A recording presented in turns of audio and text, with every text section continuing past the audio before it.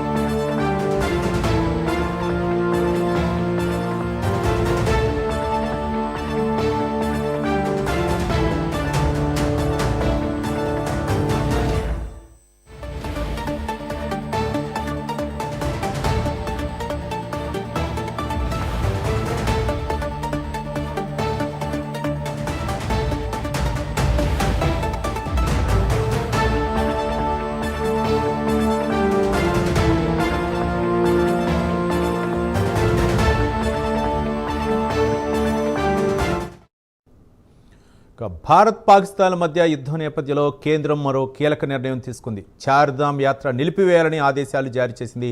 తదుపరి ఉత్తర్వులు వచ్చే వరకు యాత్ర నిలిపివేయాలని స్పష్టం చేసింది. అలాగే హెలికాప్టర్ సేవలను కూడా కేంద్రం నిలిపివేసింది. ఈ మేరకు ఉత్తర్వులు జారీ చేసింది. మరోవైపు బద్రీనాథ్, కేదార్నాథ్, గంగోత్రి, యమునోత్రిలో పోలీసులు భారీ బందోబస్తు ఏర్పాటు చేశారు. దీనిపై పూర్తి సమాచారం మా కరస్పాండెంట్ చంద్రశేఖర్ అందిస్తారు. చంద్రశేఖర్, ఏంటి అంటే భారత ప్రభుత్వం ఈ ఉద్రిక్తల నేపథ్యంలో అంటే ఇక్కడ పౌర సమాజానికి ఎలాంటి ఇబ్బంది కలగకూడదని చెప్పేసి ఈ నిర్ణయం తీసుకుందనుకోవచ్చా? చంద్రశేఖర్.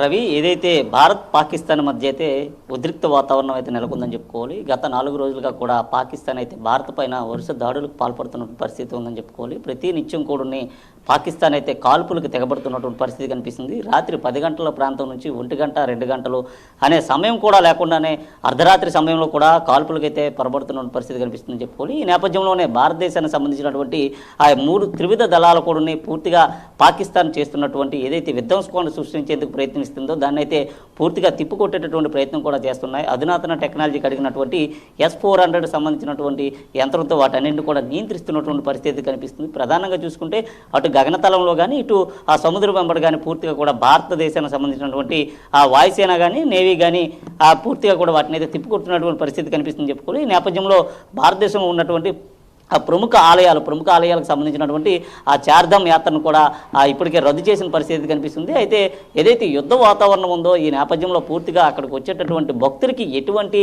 ఇబ్బందులు సమస్యలు తలెత్తకుండా ఇప్పటికే కేంద్ర ప్రభుత్వం అయితే నిర్ణయం తీసుకుంది. చార్ధామ్ యాత్రతో పాటు గంగోత్రి అలాగే బద్రీనాథ్, కేదార్నాథ్తో పాటు యమునోత్రికి సంబంధించినటువంటి ఆ ప్రాంతాల్లో ఉన్నటువంటి ఏవైతే నదీ పరివాహక ప్రాంతాల్లో ఉన్నటువంటి ఆ ప్రముఖ ఆలయాలు ఏవైతే ఉన్నాయో ప్రముఖ ఆలయాలకి భక్తులు ఎవరు కూడా రావద్దంటూ అవి అక్కడికి వచ్చేటటువంటి భక్తులకి అంతా కూడా నిలిపివేయాలంటూ కూడా చెప్పిన పరిస్థితి కనిపిస్తుంది. అయితే కొద్ది రోజుల పాటు కూడా దీనికి సంబంధించినటువంటి ఉద్రిక్త వాతావరణం ఏవైతే ఉన్నాయో ఉద్రిక్త వాతావరణం అంతా కూడా ఆ చల్లారే వరకు కూడా ప్రజలు కానీ లేకపోతే అక్కడికి వచ్చే భక్తులు ఎవరు కూడా రావద్దంటూ కూడా చెప్పిన పరిస్థితి కనిపిస్తుంది. మరోవైపు చూసుకుంటే ఇటు ఒరిస్సాకు సంబంధించినటువంటి ఆ పూరి జగన్నాథ స్వామి దేవాలయం వద్ద కూడా కట్టుదిట్టమైనటువంటి భద్రతా ఏర్పాట్లు చేయడంతో పాటు అటు తిరుపతికి సంబంధించినటువంటి శ్రీ వెంకటేశ్వర స్వామి వారి ఆలయంలో కూడా ఎన్ఎస్జీ కమాలను కూడా దించిన పరిస్థితి కనిపిస్తుంది. ప్రధానంగా చూసుకుంటే పాకిస్తాన్ అయితే ప్రతినిత్యం కూడా బరితెప్పింకు పాల్పడుతున్న పరిస్థితి కనిపిస్తుంది. అయితే పాకిస్తాన్లో ఉన్నటువంటి ఉగ్రవాదుల ఏరివేతకు భారతదేశం అయితే ముందుకు వెళ్తున్నటువంటి నేపథ్యంలో అమాయకమైనటువంటి ప్రజల్ని అలాగే ఆ భారత సంబంధించినటువంటి సైనికులను కూడా టార్గెట్ చేసుకుని అయితే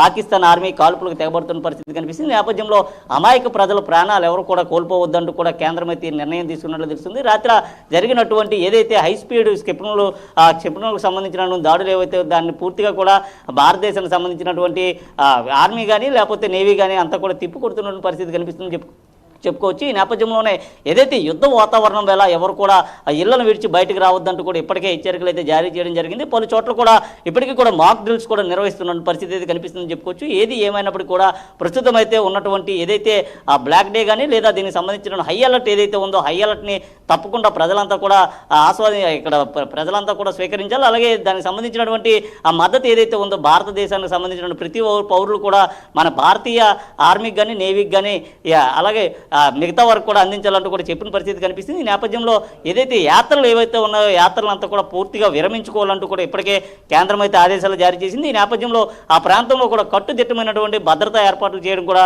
జరిగిందని చెప్పుకోవాలి. పూర్తిగా చూసుకుంటే దీనికి సంబంధించినటువంటి ప్రజలంతటి నుంచి కూడా భారత ప్రభుత్వం తీసుకున్నటువంటి నిర్ణయం ఏదైతే ఉందో దాన్ని తప్పకుండా శిరహాసవిస్తా అంటూ కూడా వారంతా చెప్పిన పరిస్థితి కనిపిస్తుంది. ముఖ్యంగా చూసుకుంటే ఏదైతే యాత్రలు ఏవైతే ఉన్నాయో యాత్రలు నిలిపివేయడంతో పాటు ప్రముఖ దేవాలయాల వద్ద కూడా కట్టుదిట్టమైనటువంటి భద్రతా ఏర్పాట్లు కూడా చేశారు. అలాగే నౌకాశ్రయం కానీ విమానాశ్రయం కానీ ఇక్కడ కూడా 2వ నెంబర్ హెచ్చరికలు కూడా జారీ చేసిన పరిస్థితి అయితే కనిపిస్తుంది.